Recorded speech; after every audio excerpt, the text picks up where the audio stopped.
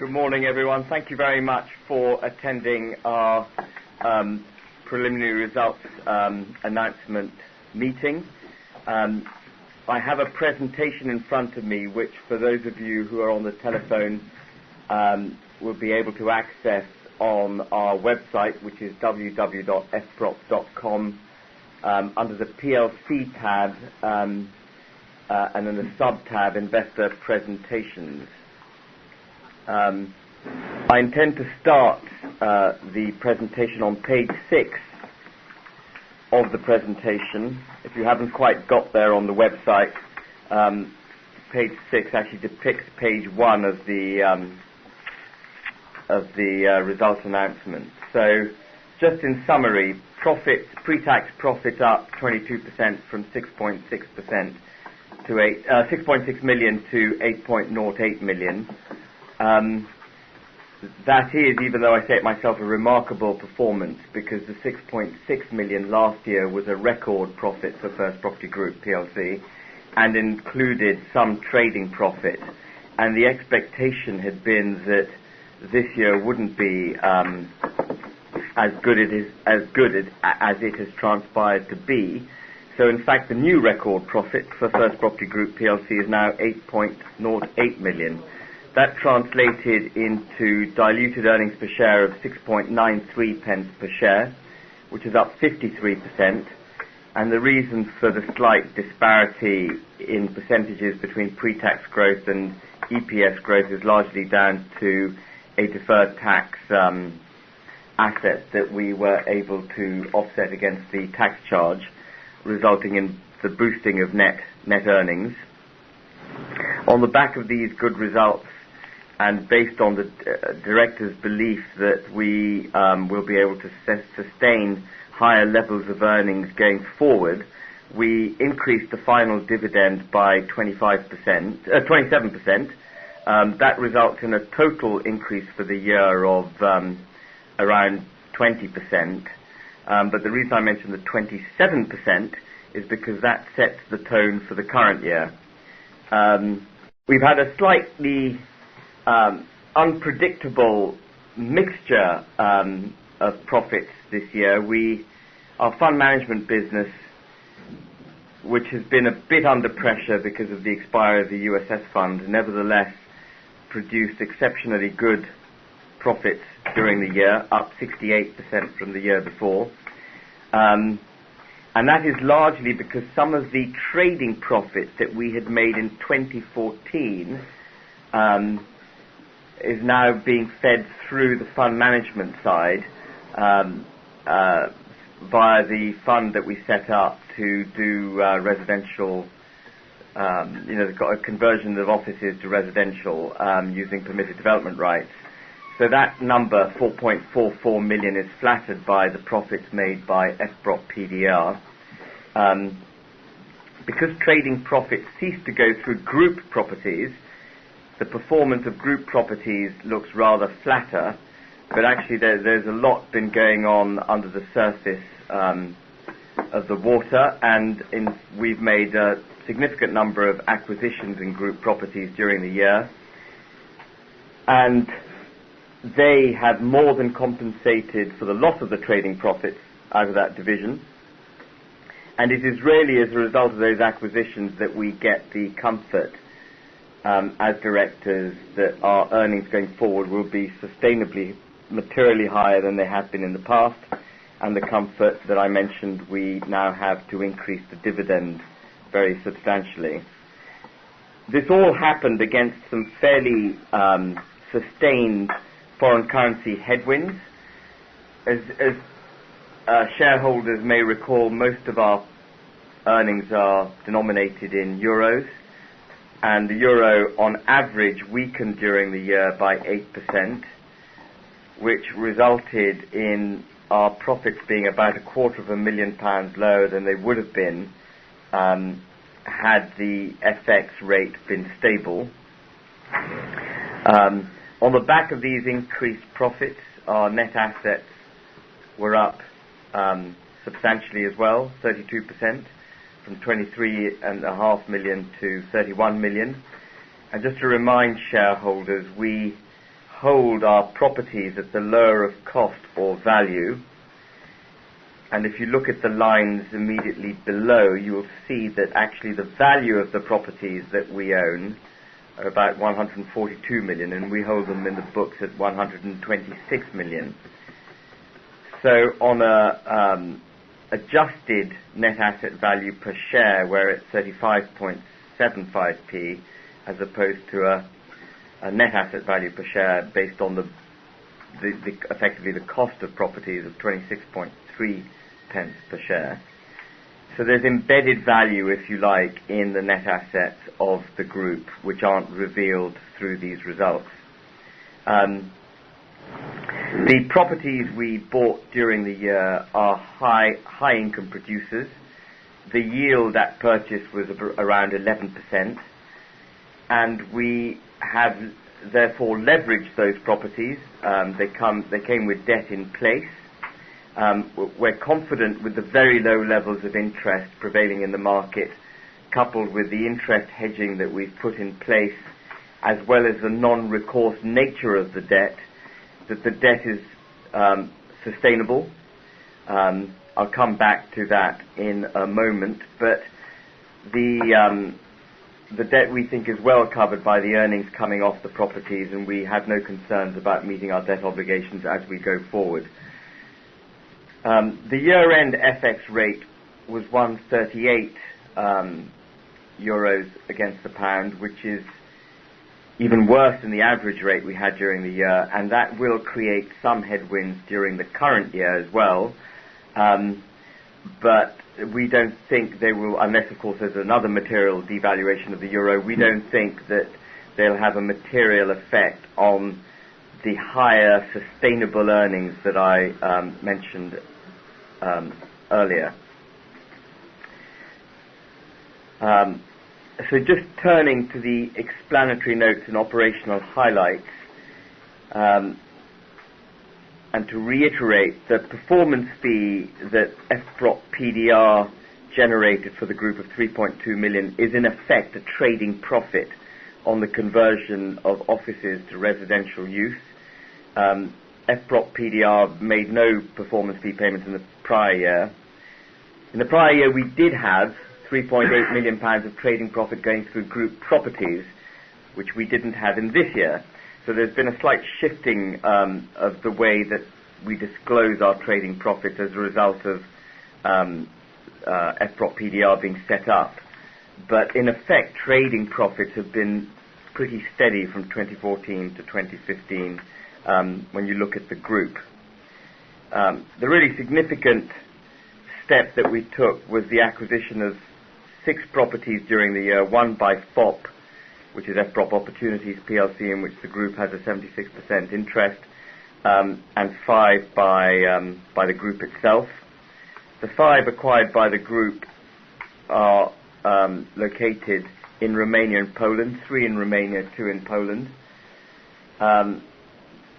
And for the year just ended, contributed £2.27 million to profit before unallocated central overheads and tax. They will contribute during the course of this year something over £6 million, and that's where the uplift in our sustainable earnings comes.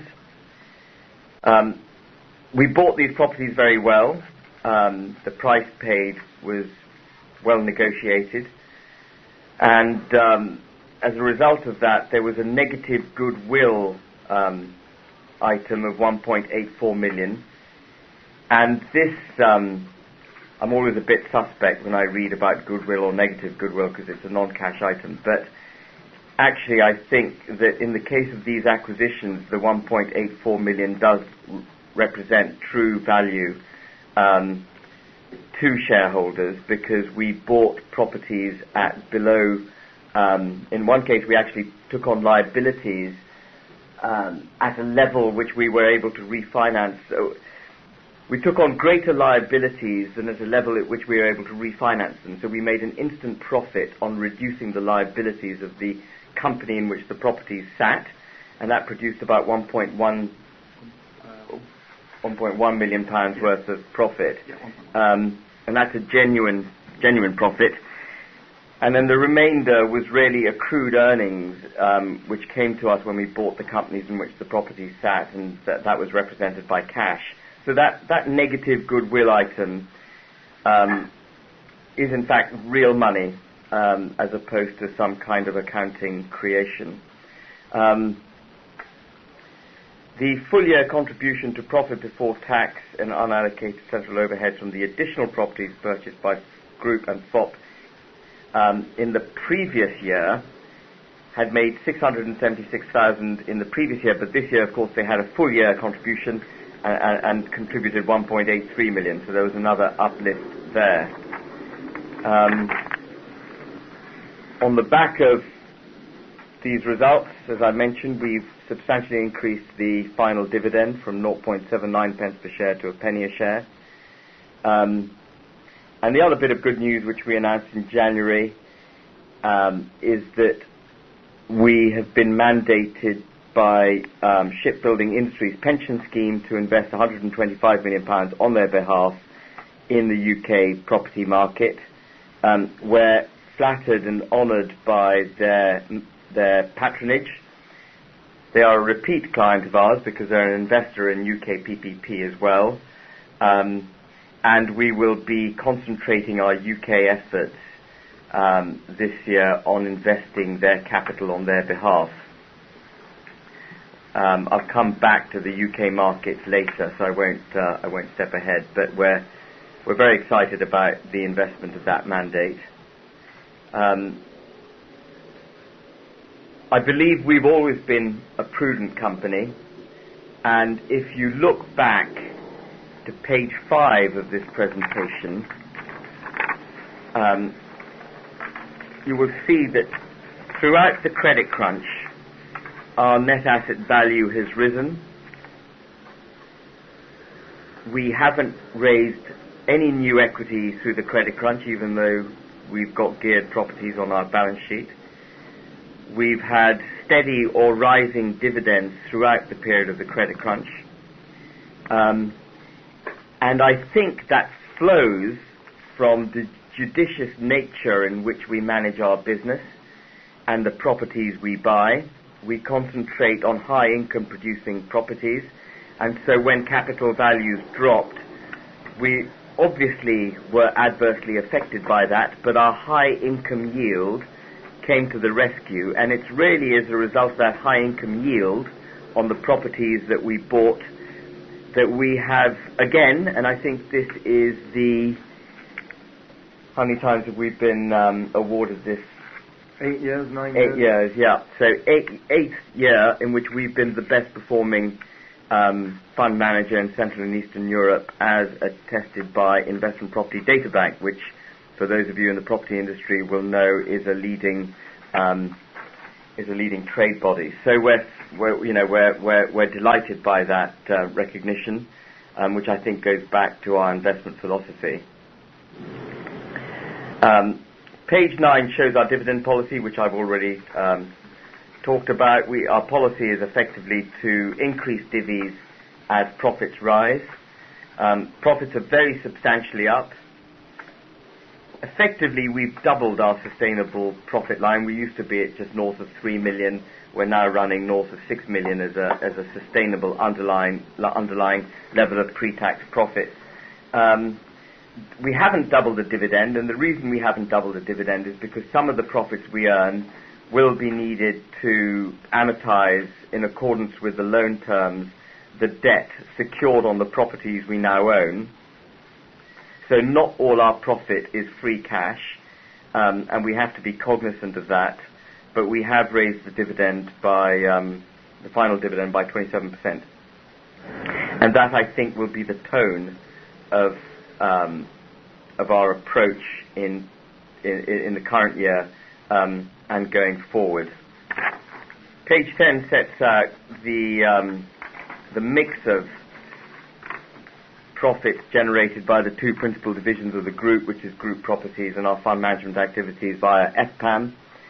And as I mentioned, the mix is just slightly peculiar because of the shifting of trading profits from group to FPAM, and I would, in order to get a proper understanding of the group's profit, I would actually not concentrate on the split, but look at the totality of what both divisions have contributed over the last couple of years. Looking at FPAM in a little bit more detail, the trading profits that we earned through permitted development rights and the conversion of offices to residential are unlikely to continue in a material way. We think we'll make about £1 million this year from deals we did last year. But if you strip out that £1 million, because we don't think permitted development rights are going to be extended beyond May 2016, so the opportunity to do more deals has gone. If you strip out that £1 million, and you also strip out the USS fund management fee income, because our contract with USS ends on the 24th of August 2015, our underlying earnings, our sort of annual sustainable earnings from our fund management business, will settle at around, given current levels of assets under management, will settle around £1.35 million per annum. But of course we have the SIPS mandate, and as we invest that, we would expect our fund management fee income to rise. And we would also expect, of course, to gain other mandates as we progress. So, I see that £1.35 million figure as a kind of trough figure for FPAM, from which I expect we will rise. Looking at the funds under management, I'd like to take you to line or point 4 of the table on page 12, and just look at USS. USS is the second largest pension fund in the United Kingdom. They gave us a mandate to invest in Central and Eastern Europe in 2005, a 10-year mandate. They had a reversal of attitude to Poland halfway through the mandate, and we never fully invested that capital, but at its peak it represented the vast majority of our funds under management. And for many years the question I was asked was, what happens to First Property Group when the USS mandate comes to an end? Well, I'm delighted to say that it comes to an end in August this year, and that our exposure to them is down to just 19% of total funds under management, a reduction which we can take absolutely in our stride, in view of the earnings we're now going to make off the properties we own through Fprop and ourselves, as well as the other fund management mandates we have. So we have, as I always said we would, we've navigated that expiry, the expiry of the USS fund, if I may say so myself, extremely well, and I think the group is set fair, notwithstanding that expiry. Funds under management now at 327 million. They're down quite a lot from the previous year, largely as a result of Fprop PDR selling some properties, but also the currency headwinds that we've experienced. I should just reiterate that the 327 includes the value of the properties owned by the group and Fprop. So it's not all third-party money, that's some of our money as well. And of course, the properties owned by the group certainly are in effect perpetual capital and perpetually capable of being owned by us, so there's no threat to the loss of those assets under management. Page 13 sets out the split between the various funds that we own in a pie chart manner and by investor category and geography. I don't intend to dwell on those charts. Page 14 gives you a bit more detail on the composition of profits from group properties. It's quite a complex picture, and I don't intend to run through it. I think the takeaway, if you like, the two takeaways from pages 14 and 15 that the 6 properties we acquired during the year to 31st March 2015 will contribute profits of around just over 6 million to the group in the current year. That is before the deduction of overheads. So 6 million sort of gross profit, if you like. And the 11 properties owned by Fprop and the group will contribute about £9.5 million to our profit before unallocated overheads and tax. So a very significant uplift in profits coming from this segment of our business.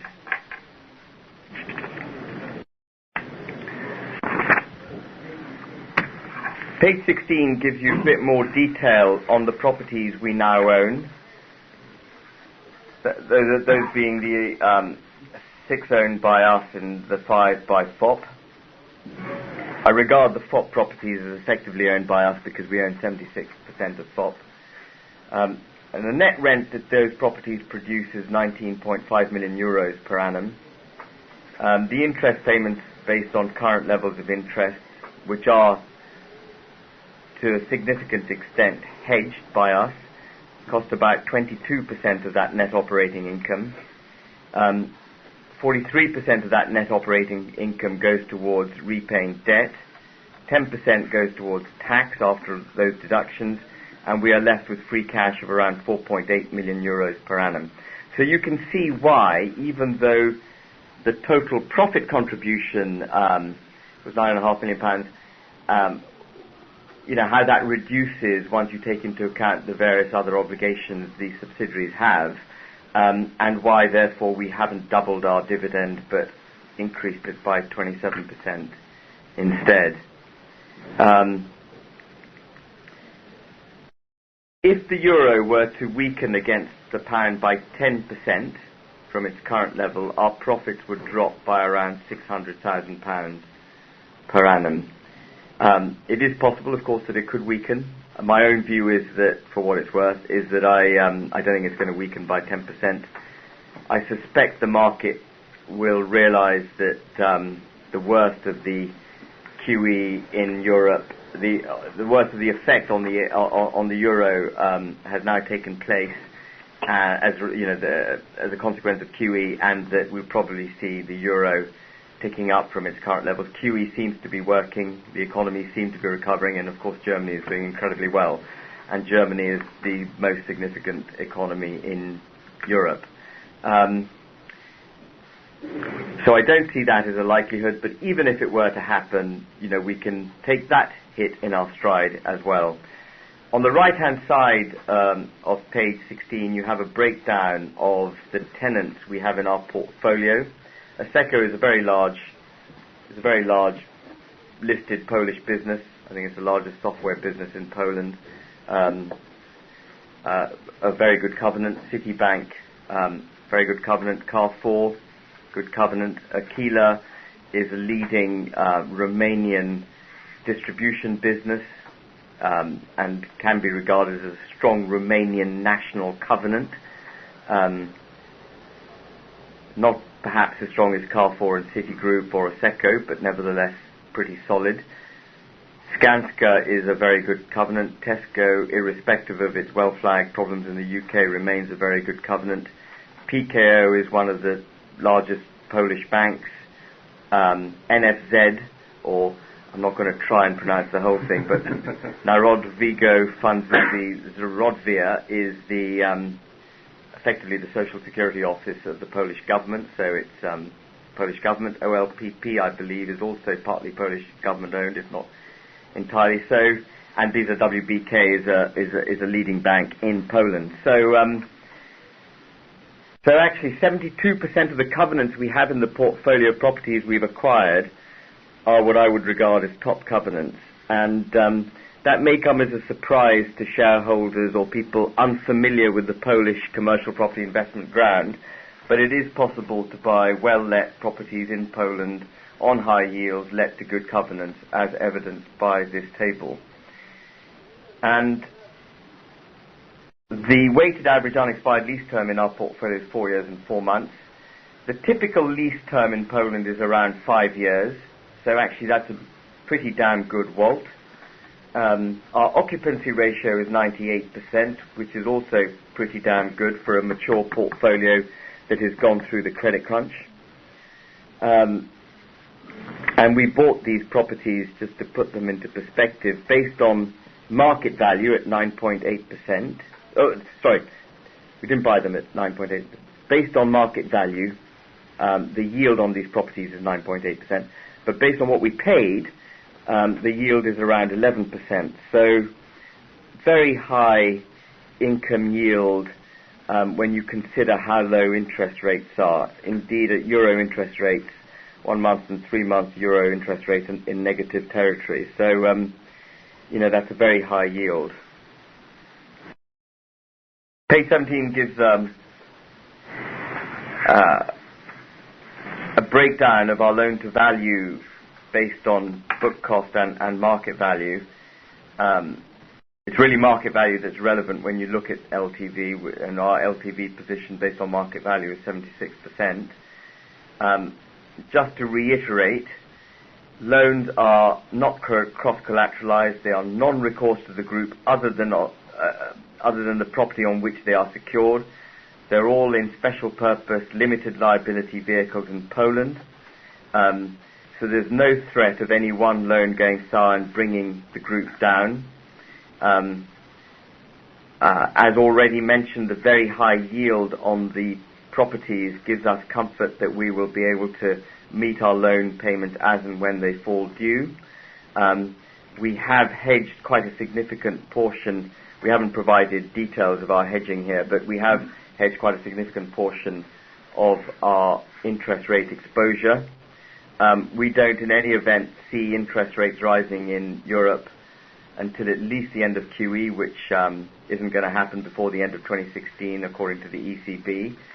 So we're expecting very low interest rates over the next 2 or 3 years, by which time, of course, we would have amortized down quite a lot of our debt.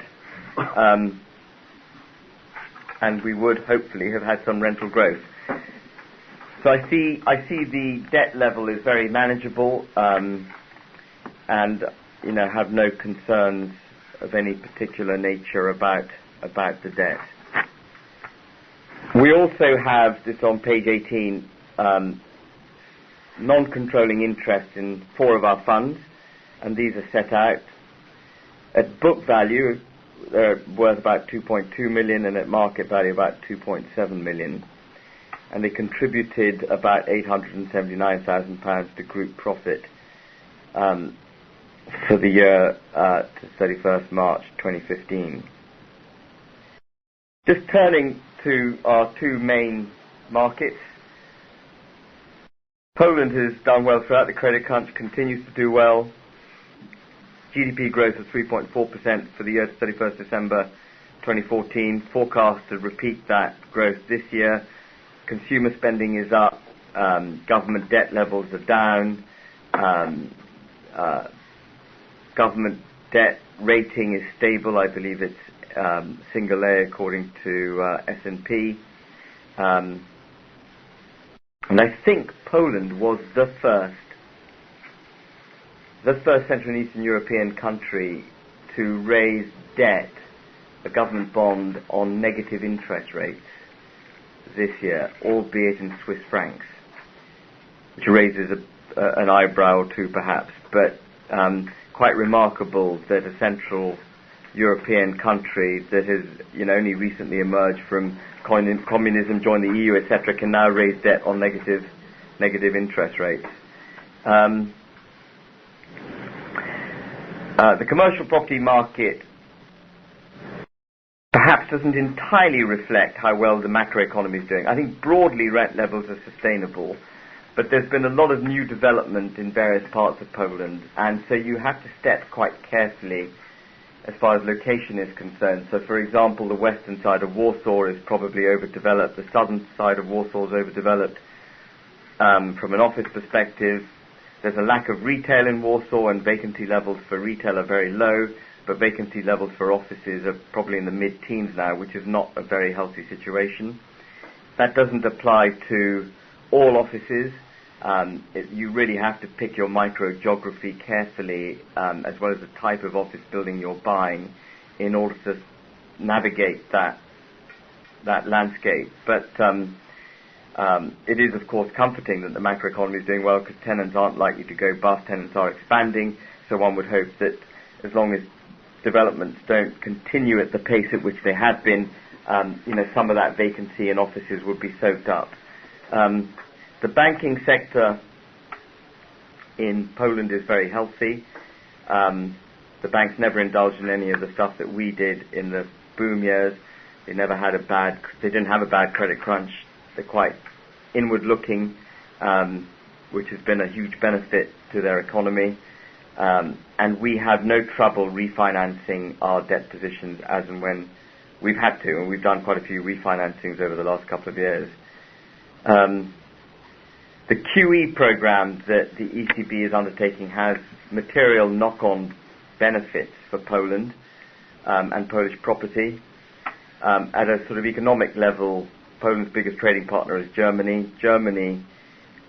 The benefit that Germany gets from QE, I think, is massive. It's like a heroin shot into the arm of a junkie that was already pretty tipsy. Poland's trades 40% with Germany, so it picks up that benefit. And at a property level, what it means is that you can borrow very, very cheaply against Polish property.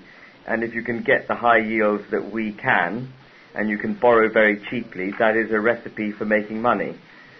I know that the credit crunch was created by over-leverage, but that was a very different market. And it was largely leverage applied against low-income yields that caused trouble.